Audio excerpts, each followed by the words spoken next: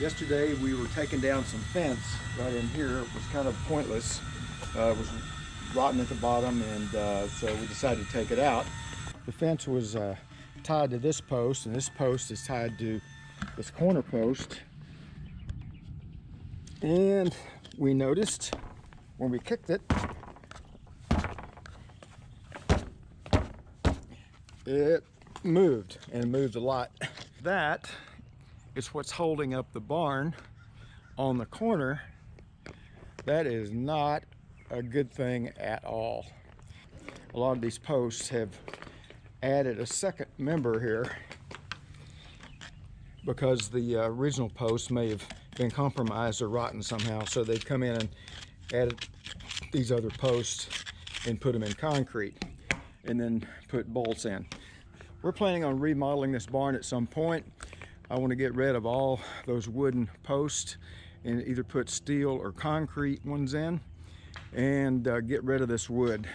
It's so difficult to find straight wood now, especially when you get into 10 to 12 foot pieces of lumber. I went to Lowe's earlier this morning and we bought Quickcrete.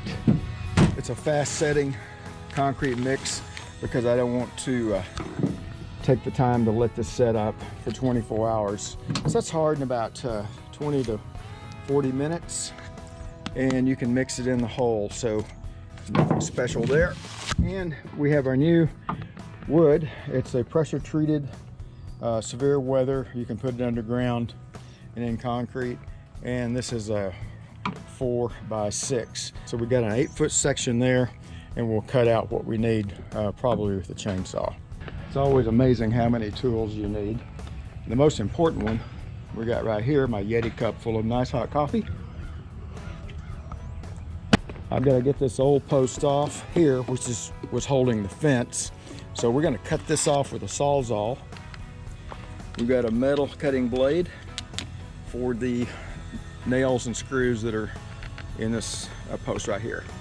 So the objective of this is to saw right down through these screws without damaging the other posts, but not putting any shock load on the post, which is barely holding on to a small piece of wood still left at the bottom. So we don't want to damage that any more than it's already damaged. So we're going to try to do this as gently as possible.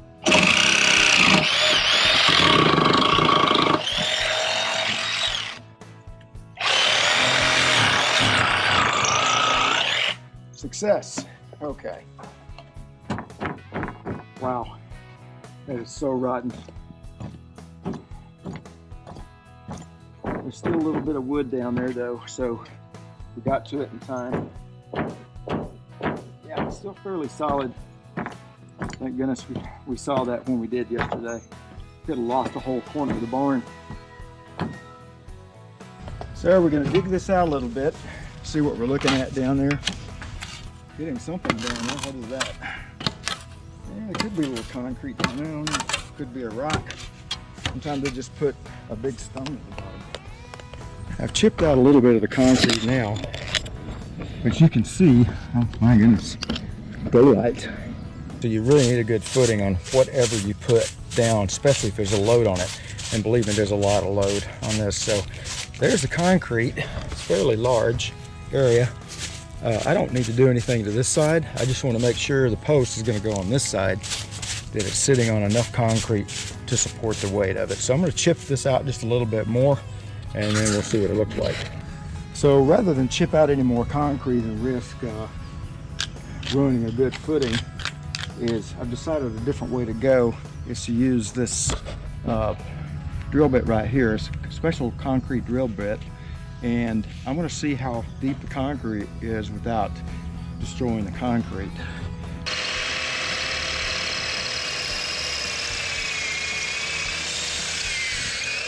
So actually I'm quite happy that the concrete's at least probably 4, 5, 6 inches thick, which is plenty for what we're doing here. So we're going to go with that. I'm just going to clean this up, lay a little extra layer of concrete down there, let it set up, get it nice and smooth, and then put our post in. So I'm going to use a chainsaw to cut this post, and there's really not going to be much of it in the ground, but what is in the ground is going to have a little bit of concrete around it and quite a bit of concrete, at least 6 inches of concrete under it.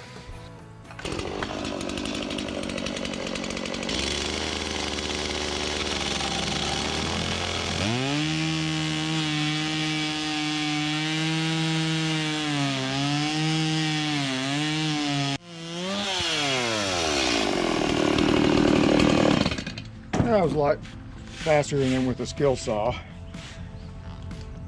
And we'll clean it up with our chisel. Make it look nice. So we have our post cut. It's about 32 inches long. And that's going to allow for some of it to sit down the hole. We've cleaned our hole out so we get a nice bond of the concrete. And let's just double check everything. Perfect. It's going to sit down there in that little pocket like that.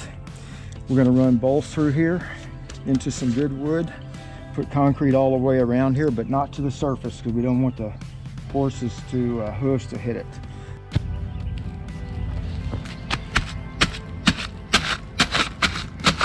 This is what I love about this particular type. Got some dirt in there. Hold on, got to get the dirt out. Come on. That's what you. And these little whisk brooms come in real handy. There we go, that's better. I just want a little bit of concrete in there right now. And this kind of concrete you don't need to mix up. You just add a little water in there and it's got a real fine rock in it. Let me go get some water.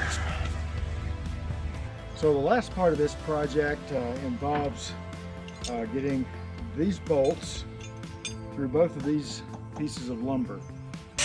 So we're going to start from this side and we're going to allow ourselves a little bit of room. The good thing is this wood up here is in really good shape. That's what I was hoping to see. And we made our new wood.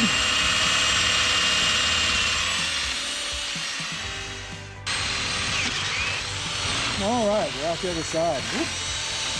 And the real battery held up for that. Amazing.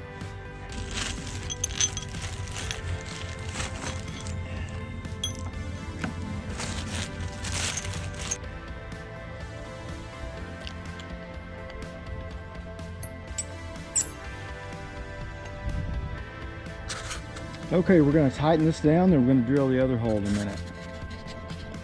So we've finished up the job. It took a little longer than I thought it would, of course.